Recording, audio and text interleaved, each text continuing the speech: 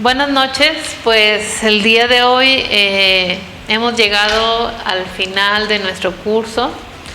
Por una parte me da mucha alegría, ¿no?, ya terminar esta tarea que pues para todas implica algunas cuestiones, y pues por otra parte también me da cierta nostalgia de que no vamos a poder seguir en comunicación, por lo menos mediante este sistema virtual.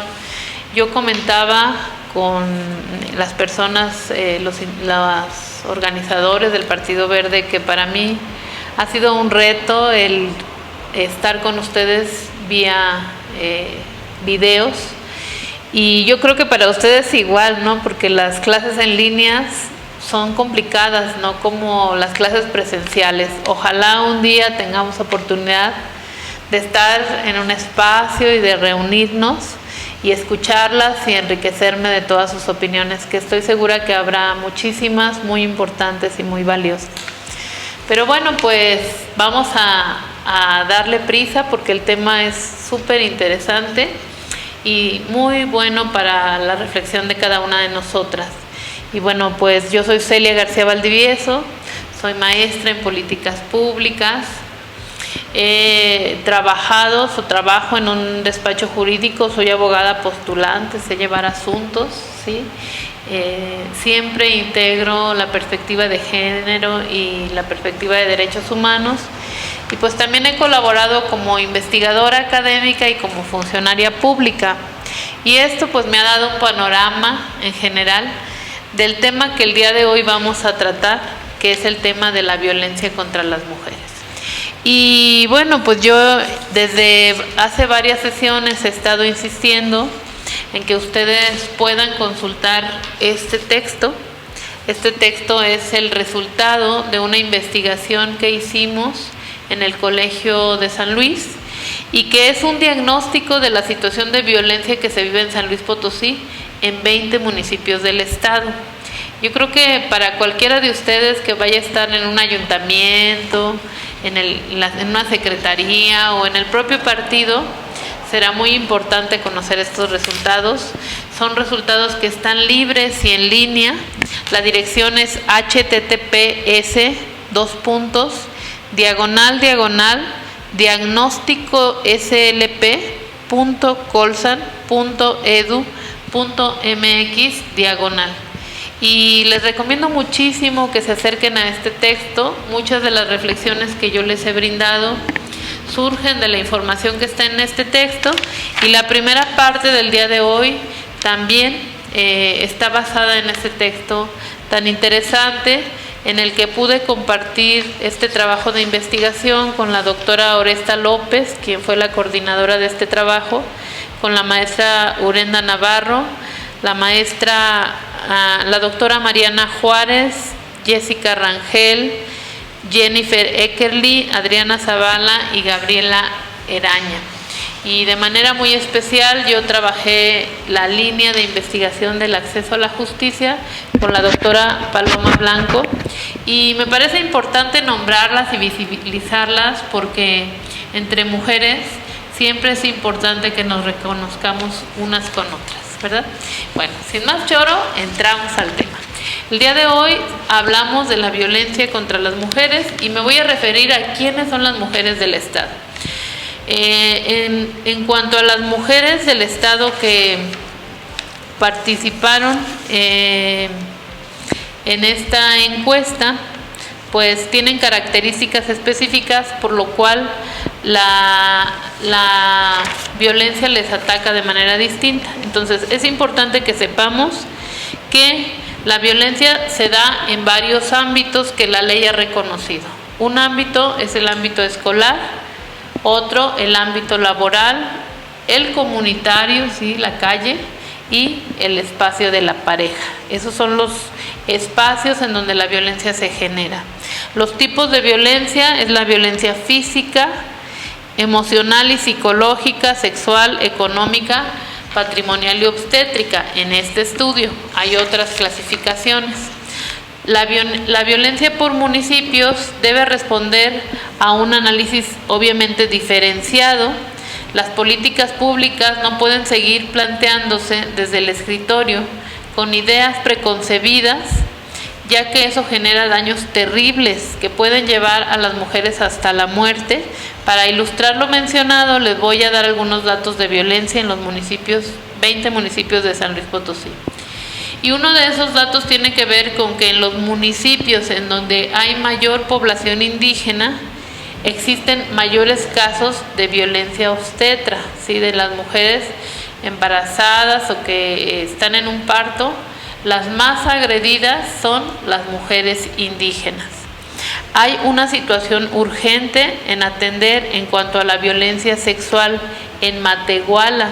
El 84% de las mujeres que fueron encuestadas en aquella zona declaran haber sufrido algún ataque de esta índole. Imagínense, o sea, de 10, 8 han sufrido, más de 8 han sufrido un ataque sexual. En la zona media se ha proliferado las agresiones en el ámbito de la pareja en los últimos 12 meses del 2019 y ha habido casos muy importantes de asesinatos de mujeres en la zona media que ya habían antes presentado denuncias señalando que sufrían violencia en sus hogares. Las autoridades no actuaron y las mujeres terminaron asesinadas, ¿sí? Y en 20 municipios de San Luis Potosí se reportan altos índices de violencia física ocasionada por la pareja. Las mujeres en general refieren como necesidades para su vida mayores oportunidades de estudiar y trabajar, una protección más efectiva para ella y para las niñas, un trabajo de reeducación para los hombres porque se enfrentan pues a la violencia, al machismo. Señalan que hay una falta de organización social que atienda el tema y que genere cohesión social en las colonias, en los municipios, que se atienda el tema de la violencia, que existan metodologías claras y rutas de articulación para el trabajo con la violencia y pues la atención política de la violencia contra las mujeres. Por eso, para ustedes que son militantes de un partido político, es relevante conocer este tema, porque son ustedes las encargadas de subir a la agenda pública un tema, ¿no? Y mientras las propias mujeres no le demos la importancia que tiene el tema de la violencia, no va a subir a la agenda pública y no se van a hacer acciones de gobierno que lo atiendan. Entonces, ¿quiénes son estas mujeres en San Luis Potosí? Pues miren, en San Luis Potosí tenemos 2.824.976 habitantes. De esa cantidad, el 48.6% somos mujeres en la entidad potosina. 41.7% de la población está casada, ¿sí? Entonces, pues una gran parte de la población está casada, 35% solteros, 9.8% separados, divorciados y viudos, 13.2% viven en unión libre y 16.7% de la población cuenta con estudios de nivel superior, 19.7% de nivel medio superior y 56.9%, o sea, la mayoría cuentan con educación básica, o sea, hasta secundaria o primaria. Y también tenemos un 6.5% de personas que no cuentan con ninguna escolaridad. De esas personas que no tienen ninguna escolaridad, el 57.3% son mujeres y el 42.7% son hombres. Es decir, hay mayor personas con analfabetismo entre las mujeres. Otra cuestión importante son los servicios de salud. ¿Cuántas personas tienen en San Luis Potosí servicios de salud? El 89.5%. ¿Y en qué instituciones están inscritas? En lo que es el Seguro Popular, que ahora entiendo que es el INSABI, el ISSSTE, el IMSS y las clínicas de Pemex que están instaladas en el estado. El 45.64% de la población, que es muchísimo, o sea, casi la mitad, vive en condiciones de pobreza. Y de las mujeres que reportaron una discapacidad, el 3.1% de las mujeres tiene discapacidad, siendo la mayor discapacidad reportada la discapacidad visual, ¿sí? Muchas mujeres con discapacidad visual y algunas otras también con enfermedades crónicas mentales. Y eso es relevante porque muchas de esas situaciones también se han generado por temas de violencia. En cuanto a otra situación que me llamó mucho la atención de este diagnóstico es que la mayoría de las mujeres en San Luis Potosí reportaron no tener ingresos propios, aunque tienen escolaridad de secundaria y prepa, dejaron de estudiar por falta de dinero. Sí, cuando les preguntas, ¿por qué no seguiste estudiando? Porque ya mis papás no tuvieron para darme y yo ya no tuve que salirme a trabajar. ¿Sí? Entonces es una cuestión importante. Y bueno, otra cuestión importante pues es que para entender los temas de violencia sí hay que estudiar teóricamente y hay que hacer reflexiones teóricas, pero también hay que tener un sentido muy claro de lo que sucede en la realidad, ¿sí? Y yo hoy me he planteado que ustedes conozcan algunos tipos de violencia, pero desde la teoría y desde la realidad también. Entonces, en este diagnóstico que les platicaba yo, preguntamos respecto de algunos tipos de violencia física y antes de definirla, se las voy a mencionar. Se preguntó si habían recibido pellizcos, jalones, empujones, bofetadas, golpes causados por objetos lanzados, si alguna de ellas había sido pateada, golpeada con el puño, si han sido atada o agredida con armas como cuchillos, navajas o armas de fuego. En todas estas preguntas tuvimos un sí. 40.5% de las mujeres que sufrieron violencia son de las primeras que les mencioné: pellizcos, jalones, empujones, bofetadas, golpes y lanzado objetos. El 33.8% pateado y golpeado con el puño y el 5.9% atado o agredido. Bueno, las cifras siempre son frías y a veces no nos permiten entender cómo se vive esa violencia. Por eso el día de hoy yo traje algunos casos que estoy llevando y que quiero compartir con ustedes con muchísimo respeto.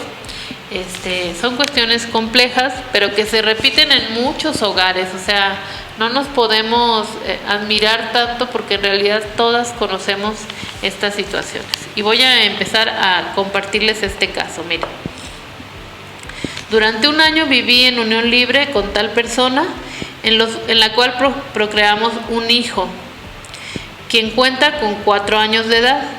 Pero hace 1 año y medio me separé porque él siempre ha sido muy violento. Se enojó y lo primero que hizo fue pegarme. Y seguimos teniendo contacto por mi hijo, ya que él va a mi casa 2 veces por semana y yo salgo afuera de mi casa con mi hijo para que él conviva y trato de llevar la fiesta en paz con él.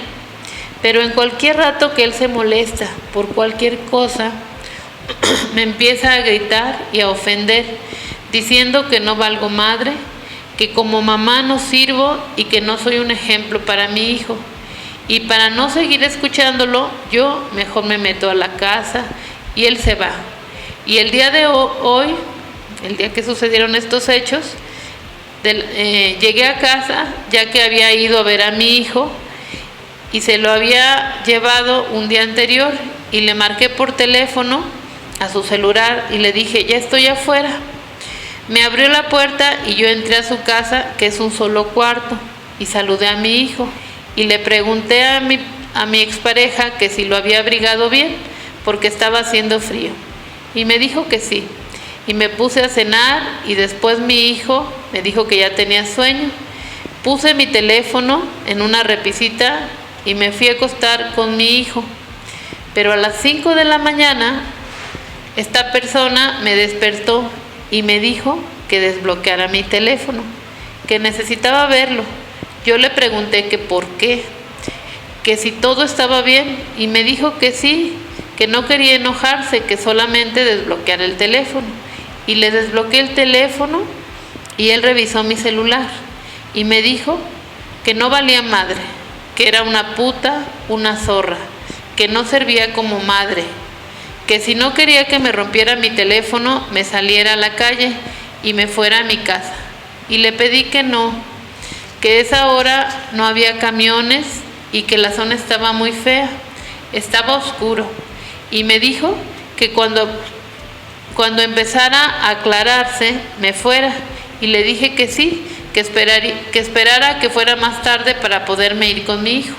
Y me dijo que no, que a mi hijo no me lo iba a llevar, que me fuera yo sola. Y me siguió insistiendo en que me fuera hasta que me salí de su cuarto y me quedé sentada en las escaleras que dan a la calle. Y después de 20 minutos salió y me dijo que me metiera, que ya estaba más tranquilo. Y me metí al cuarto y ya estaba dormido porque ya no se movía. Yo me acosté en el sillón que tiene a un lado de la cama y me quedé dormida hasta las 10 de la mañana, que desperté. Y cuando desperté, me dijo otra vez que me fuera y le dije que sí. Y empecé a listar las cosas de mi hijo. Y cuando me agaché a agarrar a mi hijo para ya irme, me dijo que no me lo iba a llevar. Y me agarró por detrás del cuello con uno de los brazos y puso otro como palanca y me empezó a apretar el cuello. Cuando él me levantó del cuello con sus brazos, me levantó con todo y mi hijo. Y cuando vio que yo traía a mi hijo, me soltó y yo me recargué en la pared a un lado de la cama con mi hijo cargado. Y me agarró del cabello y me empezó a pegar en la cabeza con la pared, azotándome hacia atrás. Y me dijo que soltara a mi hijo y que me fuera yo sola. Y le contesté que no, que yo había ido por él, y me empezó a pegar en el brazo con el puño cerrado. Y me dijo que me iba a pegar hasta que soltara a mi hijo. Pero como yo no lo solté, empezó a pegarme con la palma de su mano en la frente y me daba cachetadas en el lado derecho de mi cara y me jalaba los cabellos. Mientras me decía que no me iba a llevar a mi hijo porque también era hijo de él. Y le dije que ya se calmara porque mi hijo ya estaba llorando. Y me dijo que eso a él le valía madre, que si soltaba a mi hijo y me ponía en la cama, él ya no me iba a hacer nada. Y le dije que me prometiera que no me iba a pegar. Me dijo que sí, pero que me sentara al pie de la cama porque no me quería cerca de mi hijo. Y solté a mi hijo, quien se hizo bolita y se acostó en la cabecera de la cama llorando. Y yo agarré mi celular que estaba en la cama y me lo guardé en la bolsa de la chamarra y le dije que si me dejaba ir al baño, y él me dijo que no, que si me hubiera ido a las 5 de la mañana como él me dijo, hubiera ido al baño a mi casa. Y le volví a rogar que me dejara ir al baño. Y me dijo que sí, y azotó la puerta del baño. Y yo me paré de la cama y me metí al baño. Y fue cuando le mandé mi ubicación a mi mamá. Y le dije que fueran por mí, pero que no me marcaran. Y me tardé 10 minutos en el baño, porque lo que trataba de hacer era tiempo para que llegaran por mí. Y cuando salí del baño le dije que ya me dejara ir y me dijo que no, que le prestara de nuevo mi teléfono. Y yo le pregunté que qué quería ver y me dijo que quería ver que no hubiera hecho nada. Y le dije que no había hecho nada, que ya me dejara ir. Y me agarró del brazo derecho y me sentó otra vez en la cama. Y le dije que mi celular ya no tenía pila y me dijo que lo conectara, pero que le enseñara lo que había hecho. Le dije que no. Y así estuvimos como 20 minutos. Pero en esos 20 minutos me estuvo golpeando, me cacheteaba en el lado derecho de mi cara, me agarraba del cuello y me apretaba. Me jalaba del cabello hacia abajo y me agarraba del cabello y me daba vueltas de toda la cabeza. En eso le sonó su teléfono y contestó. Y le dijo que sí estaba en su casa y que sí quería, y si quería de ratito salían como a las 12 o 12:30, y colgó la llamada. Y me dijo que era su hermano y que no quería que hiciera mi show, y le volvió a sonar el teléfono. Y cuando él contestó, yo quise salir del cuarto, pero él me alcanzó en la puerta y me jaló del cabello, y me agarró con su mano derecha y me apretó del cuello, y me aventó al suelo, y cuando caí al piso, escuché voces afuera y grité que me ayudaran a salir. y me dijo que no hiciera mi show, que ya iba a empezar, que qué iba a pensar la gente, que ya iba a llegar su hermano. Y yo me levanté del suelo y me recargué en la pared. Y él se acercó hacia mí y me agarró del cuello con su mano derecha y me empezó a apretar otra vez. Dijo: ¿qué necesidad de hacer tanto drama? No seas panchera. Y escuché que mi hijo lloró más fuerte. Y le dije que fuera a verlo, que estaba llorando el niño, que a poco no le importaba cómo estaba, que ya no me siguiera golpeando, y me soltó. Y me dijo que eso a él le valía madre, que el problema lo había ocasionado yo y que problemas maritales había en todos lados y que mi hijo lo tenía que aprender. Y le dije que no me gustaba ver a mi hijo así, que de perdido se le acercara, y me dijo que no, que mi hijo ahí se iba a quedar. Y le llegó un mensaje a su celular y él salió del cuarto y me acerqué a la cama con mi hijo y escuché que preguntaron por mí. Y en eso entró su hermano. Yo agarré a mi hijo y agarré mis cosas y le dije a su hermano que le dijera que ya me dejara salir. Y su hermano le dijo que se estaba pasando. No le contestó nada y ya déjala ir. Abrió el cuarto, pero ya estaba sangrando de la boca. Y en eso llegó mi hermano y me dijo: ¿por qué dejaste que te pegara? Y mi pareja gritó que eso era algo que a él no le importaba. Y mi hermano, enojado, le gritó que cómo no le va a importar si era su hermana. Y le dijo mi expareja que le debía de valer madre y lo aventó del pecho, y mi hermano se enojó y se empezaron a golpear los dos.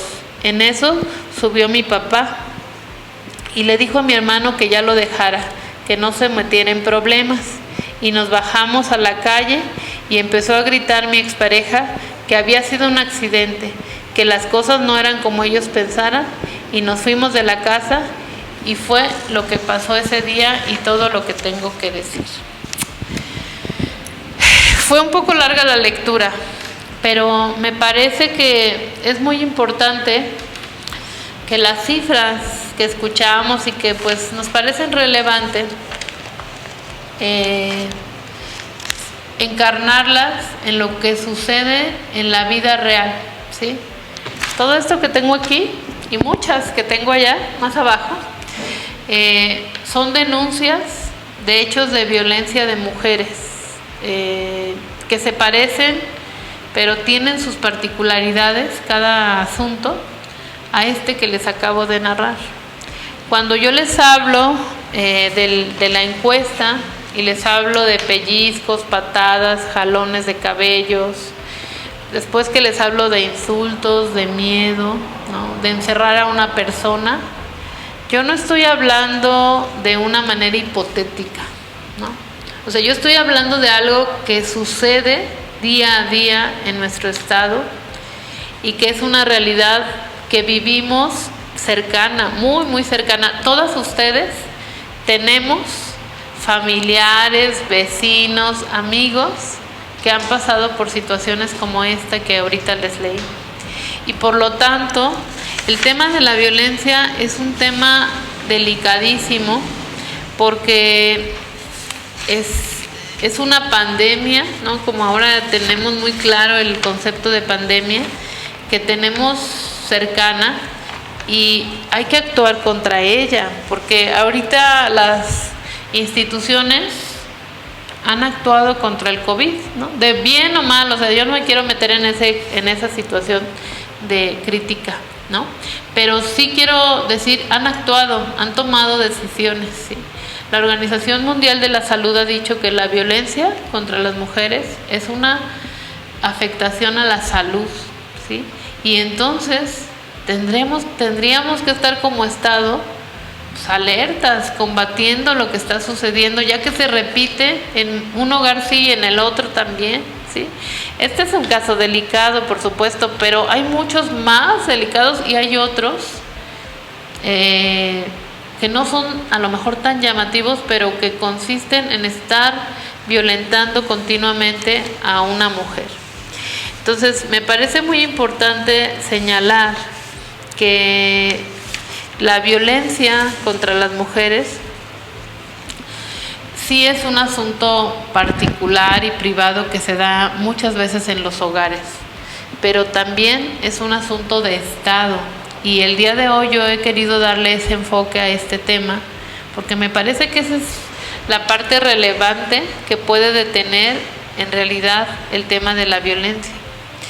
La violencia se da en la escuela, en el trabajo, en la comunidad. Las instituciones no tienen claro cómo deben actuar muchas veces y pues faltan infraestructura, conocimiento de los procesos, atención, etcétera. La violencia es un asunto de Estado y hemos hablado de lo que es la violencia física. Ahora, después de esta historia que les leí, que es de la vida real, es una denuncia, pues voy a explicar otros tipos de violencia, cómo se dan, y ustedes van a ir ubicando esos elementos en la historia que les conté o en otras historias que ustedes conozcan. Entonces, en este diagnóstico se señala que la violencia emocional y psicológica tiene que ver con ignorar o no tomar en cuenta a una persona, ofenderla o humillarla, mencionarle que no debería trabajar o estudiar por ser mujer, mencionarle que es fea, que es tonta, que no sabe hacer las cosas, que no sirve para ser madre, por ejemplo, ¿no? Y este tipo de violencia sucede con mayor incidencia en la familia.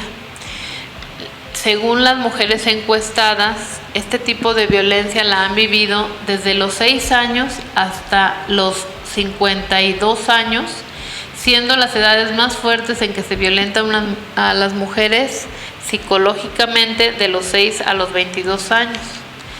Quienes la generan son las parejas, los padres y los vecinos, y tiene que ver con ofensas o humillaciones que son frecuentes, ¿sí? Si ustedes se fijan aquí en este caso que les comenté, no solo eran los jalones, ahorcar, aventar, golpear, sino también eran las palabras continuas de ofensa, de humillación y de generar mucho miedo y mucho sufrimiento. Ahora, existe otro tipo de violencia, que es la violencia sexual. Esta violencia puede ir desde piropos groseros y ofensivos de tipo sexual o que remiten a las partes del cuerpo, ¿sí? El hablar de tu cuerpo de una manera grosera, que te incomoda, que te avergüenza. Y han manifestado las mujeres en este diagnóstico de San Luis Potosí que han sufrido manoseo, las han tocado, las han besado, se les han arrimado, recargado o encimado sin su consentimiento. También les han mostrado sus partes íntimas o se han tocado frente a ellas como una forma de abuso. Otra cuestión muy común son los mensajes por redes sociales, Facebook, Twitter, mensajes de WhatsApp, ¿sí? En donde se les envían mensajes que tienen de connotación sexual, de los cuales ellas no se sienten bien. Obligarles a tener obviamente relaciones sexuales, pues es la parte más grave de la violencia sexual. Obligarlas a mirar escenas o actos sexuales o pornográficos en fotos, videos y revistas, y hacerles sentir miedo de ser atacada sexualmente o sufrir abuso sexual. Fíjense, aquí me llamó la atención que las encuestadas manifestaban que este miedo lo sintieron en muchas ocasiones en la familia o por alguna persona de la familia. Entonces hay que poner atención ahí.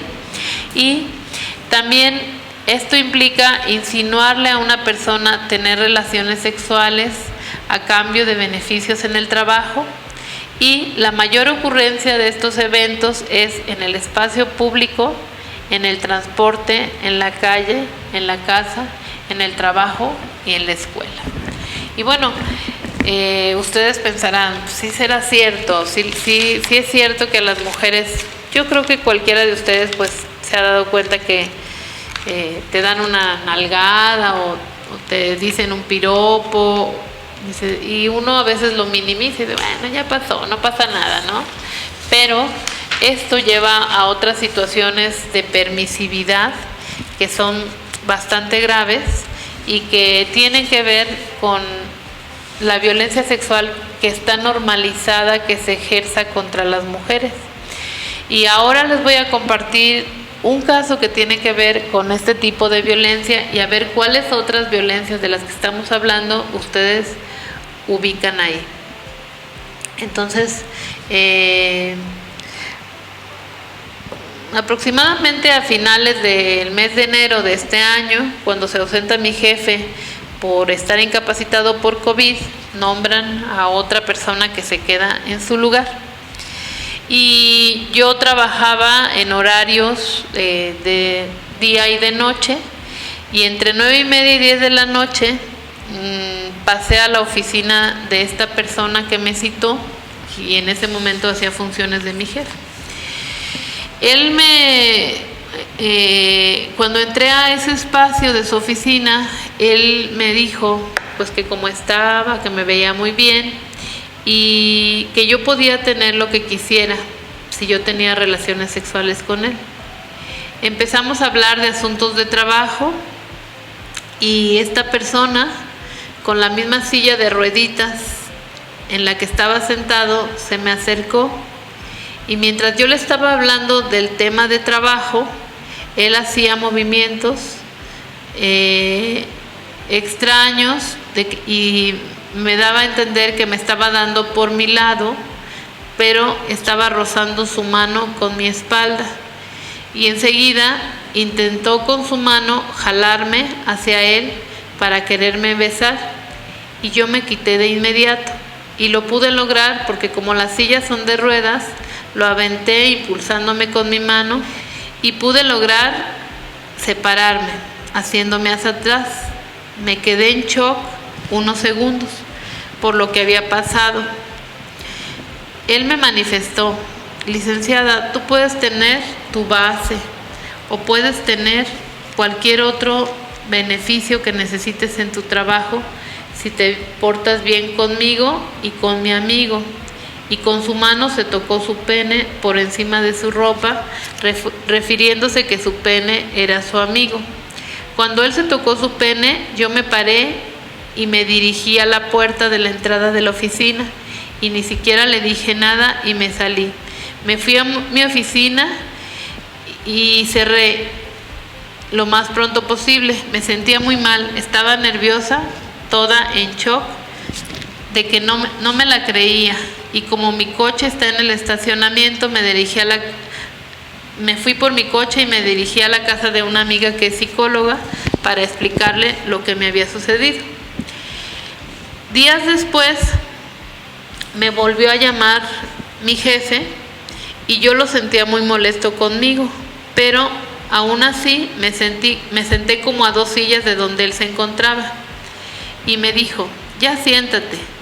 Ya sabes que si no accedes a tener relaciones conmigo, te voy a destituir y te voy a correr. Que él había sido muy tolerante conmigo y que la podíamos pasar muy bien. Él se hace para atrás sentado en la silla y me di cuenta que traía los pantalones abiertos. Y me dijo, señalando su pene, que estaba parado porque me quería sentir. Y esta persona tenía los pantalones abajo y no tenía ropa. Estaba al descubierto con sus partes sexuales y se refería a su pene. Mi reacción fue salirme de inmediato, ni siquiera me fijé si cerré la oficina donde yo estaba. Bueno, no voy a continuar, pero más o menos el relato sigue por ahí, ¿no? Pues este es un grado pues grave de la violencia sexual. Un jefe que le ofrece a una mujer darle otro puesto, pero a cambio de tener relaciones sexuales. Pero ¿cómo es que este señor llegó bueno, a sentirse tan poderoso, tan propietario del cuerpo de otra persona, ¿no? Pues con toda la permisividad social que existe, ¿no? Cuando un piropo, ay, no te dijo nada, pues ¿qué tiene que te diga? ¿No? Que te tocó la pierna, ay, no es para tanto, si nada más te tocó la pierna, ¿no? Y entonces toda esta situación va generando cada vez mayor violencia hasta llegar a grados como este. Entonces, no es una falsedad lo que yo les estoy diciendo, que los ámbitos en los que se comete la violencia incluyen el ámbito laboral. Muchas mujeres, están en este momento sufriendo violencia en sus espacios de trabajo, ¿sí? Y por no acceder a cuestiones sexuales, muchas han sufrido de que las imágenes que compartieron en privacidad con sus novios, con sus esposos, parejas o quien sea, las han subido a las redes sociales, ¿sí? Y las están atacando. Una vez tuve un asunto en donde unas mujeres se pelearon con unos hombres, eran dos, y subieron sus fotografías. Ellas ni siquiera estaban desvestidas, más bien a modelos que encontraron en la red desnudas, les pusieron sus fotografías y pusieron sus teléfonos diciendo busco macho, una cosa de ese tipo. Pues imagínense la cantidad de mensajes, llamadas que les llegaron a estas personas pensando que ellas estaban en esa situación, ¿no? Entonces es gravísima la violencia sexual y genera otros tipos de violencia y otros tipos de problemas. Ahora, hay otro tipo de violencia que es muy grave para las mujeres, como todos, es la violencia económica y patrimonial.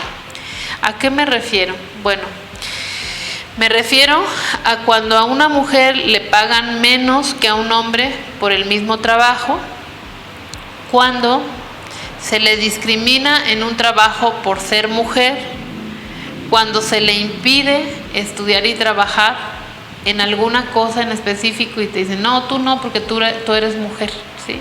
Hasta, fíjense, hasta en temas académicos de investigación o de una plaza de investigadora, cuestionan, híjole, pero pues es que tiene niños, no se va a poder dedicar, no, mejor dáselo a él, porque él sí va a tener más chance. O sea, eso es discriminación y eso nos limita las oportunidades relevantes de la vida, ¿sí? Pedir una prueba de embarazo como requisito es un acto discriminatorio. A muchas mujeres les han quitado sus bienes, a muchas mujeres les han quitado y les quitan en la actualidad su dinero o lo usan sin su consentimiento sus parejas. Muchas mujeres van a trabajar y el dinero que reciben lo entregan a sus parejas, ¿sí? Ellos son quienes deciden cómo se va a utilizar el dinero. A muchas mujeres les han quitado sus propiedades, sus hermanos, ¿no? Por ejemplo, a las mujeres solas les han quitado pues tú no lo necesitas, hermana, endósamelo, dámelo, cédemelo, ¿no? Porque pues tú estás soltera, ¿no? A ti qué falta te hace, yo te voy a cuidar siempre. Pues les han quitado sus propiedades, les han impedido trabajar, estudiar, hacer su vida y las han condenado a ser las cuidadoras de los padres grandes, de las madres, ¿sí? De los enfermos, de las personas con discapacidad. Entonces, esta violencia es real en nuestro estado. Yo se las digo en cifras, pero también se las cuento en asuntos que hoy en día estoy tramitando, que son una realidad. Y habría que decir que la violencia en el ámbito de pareja es muy grave, ¿sí? O sea, el espacio en donde más perdemos nuestro derecho a la vida libre de violencia es el espacio que vivimos con nuestras parejas. Por eso tenemos que tener mucho cuidado con quién nos relacionamos, pero por eso tiene que haber políticas públicas que nos ayuden a la reeducación de los hombres, ¿sí? Porque no se vale que la mitad de la población esté sufriendo por prejuicios, por ideas equivocadas. Y bueno, pues todos tenemos, a veces yo he estado dando cursos, por ejemplo, con con choferes del autotransporte o del transporte urbano. Y entonces, cuando platico con ellos estos temas, como que al principio no me quieren hacer caso, como se burlan, les da risa, ¿no? Pero cuando yo les digo, acuérdense que ustedes tienen una hermana, una hija y una mamá, a las que esto que yo les estoy platicando les puede suceder, ahí les importa, ¿sí? Porque los hombres, pues obviamente quieren a las mujeres cercanas de ellos. Entonces, tenemos que cambiar el chip que ha estado prevaleciendo en las relaciones entre mujeres y hombres. El 5% de las mujeres en San Luis Potosí ha sufrido intentos de ahorcamiento, de asfixia, empujones, jalones, aventarle cosas, agredir a otros integrantes del hogar. Y este es otro tema que también yo quería reflexionar con ustedes. Miren, aquí en San Luis Potosí no ha sido muy ¿qué les diré?, estudiado un tema de violencia que se llama la violencia vicaria. Pero yo, como persona dedicada, profesionista dedicada a atender temas de violencia, yo les puedo decir que uno de los casos más importantes que me llegan al despacho tiene que ver con la violencia que se genera contra los hijos, ¿sí? Las mujeres pueden permitir muchos años la violencia, pero cuando se van contra los hijos, ahí sí presentan denuncia y se defienden cuando les quieren quitar a los hijos. Pero esto se está volviendo un tema muy grave en el Estado, porque los hijos se están utilizando como medio para generar daño a las mujeres. A esto se le llama violencia vicaria, cuando el agresor genera un daño a tus hijos, a tus padres, dice, voy a matar a tu papá o a tu mamá. Sí, tuve una vez un asunto en donde una muchacha se casó con una persona porque le dijo que si no se casaba con él iba a matar a su familia, y ahí eran puras mujeres y ella creyó que sí le iba a matar y se casó con este tipo, y obviamente pues tuvo una vida terrible, ¿no? Y entonces eso es la violencia vicaria, y a mí me parece que este tipo de violencia vicaria necesita más atención desde la ley, porque no está legislado, hasta las instituciones públicas. Entonces, en este diagnóstico se les preguntó a las mujeres cuáles consideraban que pudieran ser algunas de las soluciones para remediar el tema de la violencia. Desde las propias voces de las mujeres dijeron que las mujeres conocieran sus derechos, tuvieran un mayor nivel educativo, mejor formación dentro de la familia, más oportunidades de trabajo, formación dirigida a los hombres, o sea, la reeducación, apoyo psicológico para superar los daños, para desnaturalizar las agresiones y para dar confianza para la denuncia, una mayor información sobre la sexualidad de las mujeres, poner leyes más rígidas, instituciones con más personal y que el personal estuviera más preparado, centros de ayuda a mujeres con sistemas más eficientes, redes entre mujeres, redes de ayuda y combatir el machismo. Esta es la opinión de las mujeres. La violencia contra las mujeres es una violación a derechos humanos y es un problema estructural. Por ello requiere de la intervención del Estado. Quiero decirles que la violencia contra las mujeres no es un problema privado, ¿sí? Y eso es muy importante. No es el tema que tú tienes que resolver en tu familia, es un tema público. El Estado tiene que intervenir. No es un problema de las mujeres, es un problema de la sociedad, de hombres y de mujeres. No es un problema del Instituto de las Mujeres o del Centro de Justicia para las Mujeres, no. Es un problema de todo el gobierno en su nivel municipal, estatal y federal. Es un problema que también tiene que ver con la impunidad y con la falta de acceso a la justicia. Por ello, el Estado está obligado a generar políticas públicas y a intervenir. ¿Y qué es una política pública? Bueno, pues una política pública es una acción del gobierno. El gobierno en un momento puede hacer una acción o una omisión, decir, no, de ese tema no nos metemos, ¿verdad? Entonces puede haber una acción o una omisión. Y a mí me parece importante que si ustedes están en un partido político y en algún momento van a ser funcionarias públicas, pues sepan que las políticas públicas tienen un proceso. Y ese proceso pasa, número uno, por la construcción de un problema. Es decir, en un momento de la historia, la violencia contra las mujeres no era considerado un problema público.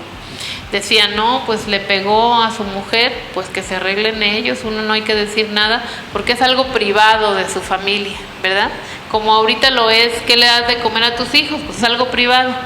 Bueno, pero las mujeres feministas o las mujeres organizadas fueron construyendo de la violencia un problema público que ahora sí se tiene que atender por parte del Estado. A eso se le llama agendación, cuando el problema que construimos ya está en la agenda política, ¿sí? Ya se habla de eso políticamente. Y por otro lado, eso hace que el gobierno tenga que diseñar acciones para atender las situaciones que les acabo de plantear. Pero esas acciones no deben ser tomadas, no deben ser realizadas, diseñadas desde el escritorio, ¿sí? Desde una persona que no tiene conocimiento de qué hacer, porque lo que sucede es que se cometen errores que llevan a la muerte a muchas mujeres, ¿sí? Entonces, quien tome estas decisiones de política pública, pues tiene que estar informado, tiene que hacer un diagnóstico, ¿sí? Eso es importante. El diseño que sea desde la realidad, que se implemente ya, o sea, que se lleven a cabo las acciones y que se evalúen. Pero no se trata de evaluar, porque el gobierno actualmente, ¿cómo evalúa? ¿Hicimos esto? Sí. ¿Hicimos esto? También. Ah, no, entonces tenemos 10. No, no se trata de hacer cosas, sino de verificar si esas cosas sirven, ¿sí? ¿Qué impacto tuvieron las acciones de política pública? ¿Disminuyó la violencia? ¿Hubo más denuncia? ¿Se castigó a más agresores? Esas son las preguntas pertinentes para atender este problema. Ahora, yo en mi concepto pienso que debe haber una Secretaría de la Mujer, ya que se necesita que haya una autoridad de alto nivel en donde se atienda de manera holística, general, los temas de las mujeres, no que se ven en un lado y en otro de manera desarticulada y no hay alguien que los coordine. Y entonces, pues eso genera muchos problemas. Este problema en el gobierno, hasta este momento, yo considero que se ha tratado de una manera marginal y poco eficaz, y que hay un área de oportunidad urgente de atender en cuanto al problema de violencia contra las mujeres, que es el acceso a la justicia. ¿Por qué? Pues porque antes de iniciar un procedimiento legal, las víctimas siguen un proceso tortuoso. ¿Saben cuánto se tarda una mujer en poner una denuncia penal? Mínimo 4 horas, ¿sí? Y máximo puedes llegar a las 9 de la mañana y salir a las 8 de la noche. Y solamente por la ineptitud, la ineficacia de la Fiscalía del Estado, ¿no? Entonces es terrible lo que sucede ahí. Hay que destacar el hecho de que las instituciones han sido ineficaces y que por eso muchas mujeres ya no piden ayuda, porque saben que no van a encontrar ninguna ayuda. Y también destaca el hecho de que las mujeres acuden a instancias que no son las correctas. Por ejemplo, en el DIF, muchas mujeres van al DIF a presentar sus denuncias o a decir lo que les sucede con sus parejas. ¿Y qué sucede? Pues que en el DIF tratan de conciliarlos, le dicen, no señora, pues sea tolerante, le vamos a mandar llamar, ¿no? Y eso aumenta el riesgo. Si no se hace una intervención correcta, aumenta el riesgo. Y los DIF no están preparados para esto. Entonces debe haber más información de a dónde deben ir las personas y las mujeres que sufren violencia. Existen obstáculos y malos tratos por parte de la Fiscalía General del Estado, y he considerado yo analizar cuántas personas atiende, por ejemplo, una fiscal, un ministerio público, como las conocíamos antes, ahora se llaman fiscales. Cuántas personas atienden un día, ¿no? Y cuántas carpetas de investigación tiene que resolver. Es cuando decimos, ay, esa funcionaria pública, ¿por qué trata tan mal a la gente?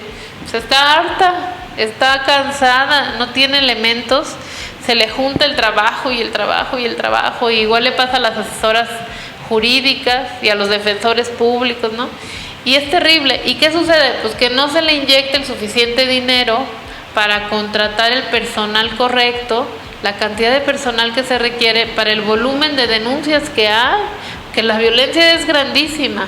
Por eso decimos que la violencia, yo estoy hablando en este momento del acceso a la justicia, pero hay otros pasos previos que es la prevención, la atención, la erradicación, que se van haciendo en el camino, ¿no? No se va a llegar a la erradicación nada más por presentar denuncias, tiene que haber un cambio de cultura. Entonces, hay cosas que se pueden ir haciendo, pero se necesita la preparación de los operadores de la justicia y se necesita el trabajo en la comunidad, el trabajo en las instituciones, la infraestructura, los recursos. Hace falta gente más profesional y preparada, que conozca cuestiones como por ejemplo los peritajes. Imagínense qué terrible llegar a la fiscalía con un asunto de violación y que te digan, es que no hay perito, entonces ahorita no podemos hacerle la revisión, no se bañe, ahorita no se bañe, espérese a que llegue dentro de 4 horas el perito. O sea, imagínate, vienes de un asunto de violación, ¿no? Lesiones. Espérame, o sea, ahorita vamos a ver cómo le hacemos porque no tenemos médico legista. O sea, es terrible la situación que se vive, y esto de lo que les estoy hablando ahorita también es violencia contra las mujeres. Se llama violencia institucional contra las mujeres. Y bueno, pues es necesario promover una coordinación efectiva entre los 3 niveles de gobierno, porque miren, hay muchos espacios en donde las mujeres no están cercanas de las instituciones. Ahorita yo me he referido a asuntos de la capital, donde estoy a 2 horas y me tardo 4 en la fiscalía. Pero las mujeres que viven en San Antón, en Gilitla, en Villa de la Paz, en Vanegas, esas mujeres en Salinas, no se imaginan ustedes cuánto sufren para llegar a una agencia del Ministerio Público, de la Fiscalía, ahora se llama Fiscalía, y ser maltratadas por la funcionaria que está ahí, ¿no? Pero imagínense, o sea, qué terrible viajar 6, 7, 8 horas para presentar una denuncia y no encontrar una respuesta, ¿no? Con estos malestares que imagínense ustedes, ¿no? Después de un evento de violencia. Entonces, hay municipios donde no hay fiscalías, donde no hay centros de justicia, donde no hay comisiones de víctimas, y ahí se da la revictimización de estas personas. Yo les puedo decir, con conocimiento de causa, que estamos ante una administración pública reactiva, desarticulada, que no realiza diagnósticos ni parte de una planeación estratégica. Aunque hay quien en el sistema judicial hace grandes esfuerzos, no son suficientes, porque no son las cabezas las que están haciendo los grandes esfuerzos, son los operativos que se conmueven con las situaciones de las personas, pero eso no es suficiente y hace falta disposición, empatía, pero también eficacia y recursos para atender el tema de la violencia contra las mujeres. Entonces, creo que hasta aquí pues queda muy claro. Hay otros tipos de violencia, hay otras, pero en general la violencia es esto de lo que ahorita les comenté, y la conocemos. Ahora, no quiero quedarme en la desesperanza y les voy a compartir una historia que tiene que ver con las mujeres que también han sufrido mucha violencia, que son las mujeres que tienen a sus hijos desaparecidos. Después de la guerra sucia en muchos países, pues una táctica que se encontró fue desaparecer a las personas, los aventaban de los aviones en el mar y se ahogaban las personas ahí. En México hemos presenciado cuestiones terribles, disolver a personas en ácido, enterrarlas en fosas, cosas horribles. Y Y muchas mujeres se han organizado para exigir encontrar a sus hijos desaparecidos con vida, ¿sí? Muchas mujeres no se resignan a no saber en dónde quedaron sus hijos y sus cuerpos. Y yo les quiero contar que hace 30 años en Argentina hubo una historia parecida a esta que estamos viviendo ahora. Y pues todo el mundo estaba aterrorizado y de hecho nadie se atrevía a meterse en política, aunque pasó algo que no se había previsto.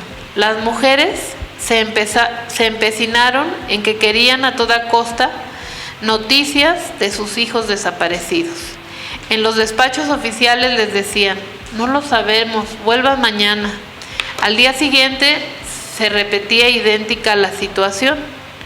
Varias de esas mujeres no tardaron en darse cuenta de que tenían el mismo problema. En lugar de luchar cada una por su lado, formaron un frente común.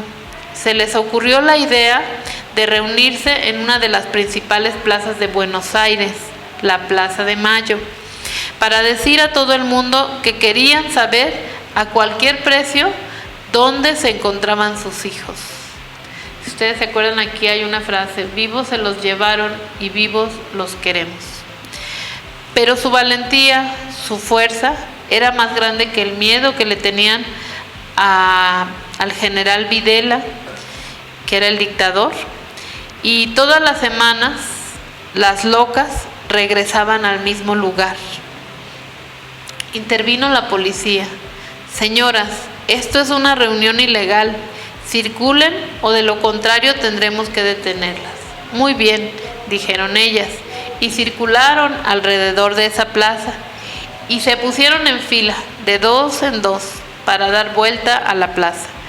Cuando estas mujeres iniciaron su lucha, estaban muy solas y podían desaparecer al igual que sus hijos. Era riesgoso lo que estaban haciendo, pero luego tomaron conciencia de que era importante hablarle al mundo de lo que estaba pasando en su país y empezaron a mandar mensajes a muchos países para que se supiera lo que pasaba.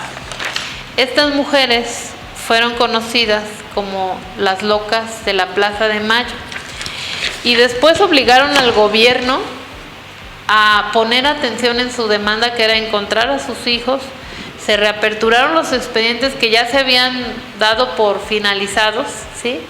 Y estas mujeres, con esta organización tan pequeña que era dar vueltas en una plaza cada determinado día de la semana, pues imagínense, en un momento estaba la plaza llena de mujeres dando vueltas buscando a sus hijos.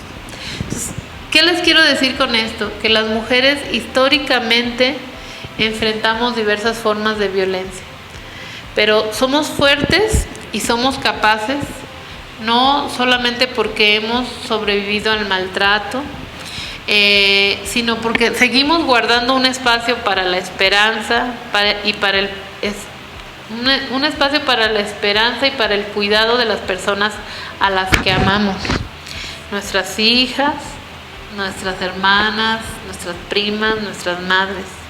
Hay una feminista que se llama Ana Caredo, ella es de Costa Rica, y me llama la atención una idea. Dice: rechazamos las concepciones victimizantes de las mujeres que las presentan como personas sin poder para transformar su vida. Creemos firmemente en nuestra capacidad de salir de las situaciones de agresión y en ocasiones teniendo todo en contra: a la familia, a las instituciones, a la comunidad, la religión, las leyes, la situación económica, las amenazas, la muerte, la presión social, ¿sí? Pero con esto lo que les quiero decir es que yo no quisiera que esta clase nos desalentara para decir, pues está terrible el tema de la violencia, ¿no? Lo que yo quisiera es que viéramos cuáles posibilidades tenemos para incidir en favor de las mujeres que están sufriendo violencia desde todos los espacios, desde los espacios del hogar, en donde nosotras también colaboramos en la educación de nuestros hijos y debemos cambiar el chip que se está construyendo, hasta los espacios de trabajo, los espacios sociales de convivencia, y las instituciones del gobierno. Es súper importante.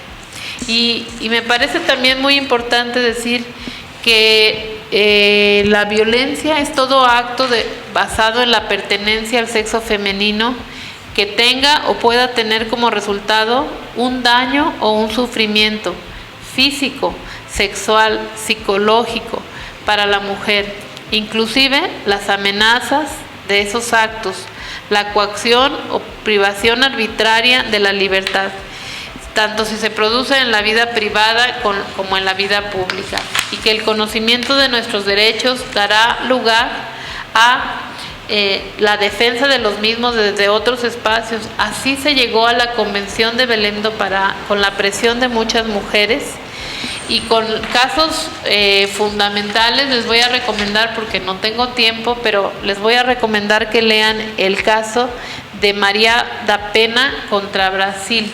¿Sí? Maria da Penha fue una mujer que sufrió violencia doméstica y que logró que la Corte Interamericana de Derechos Humanos sancionara a Brasil y le recomendara pues que atendiera el tema de la violencia. Entonces, pues me parece que con esto hemos abordado los temas que anteriormente también estuvimos tratando, y nos ha quedado claro que los derechos de las mujeres son una conquista, ¿sí? Aunque ya los tenemos y que tenemos muchos derechos, tenemos que seguirlos conquistando día a día, y tenemos que usarlos continuamente, porque los derechos que no se usan, igual que los talentos que no se usan, se pierden. Y la violencia contra las mujeres tiene consecuencias terribles en cuanto a la vida de las mujeres, pero también en cuanto a su convivencia, en cuanto a su bienestar. Por eso tenemos que oponernos a esta violencia y tenemos que generar acciones que tengan como resultado que las mujeres podamos ejercer nuestro derecho a vivir libres de violencia. ¿Y qué es vivir libres de violencia? Pues que las mujeres tenemos derecho a la integridad personal y a la vida, al bienestar físico y emocional, a una vida libre de abuso y de explotación, a disfrutar de la sexualidad, al control propio de nuestro cuerpo, a no ser sometidas a tratos crueles e inhumanos, a tener libertad, a actuar con seguridad, con igualdad ante la ley, a tener protección judicial, a no ser sometidas a la esclavitud o al trabajo forzado, a la libertad de movimiento, al descanso, a la salud, al disfrute del tiempo libre. Las mujeres tenemos derecho a la información, tenemos derecho a expresar nuestras opiniones, a recibir protección contra la discriminación y a la participación.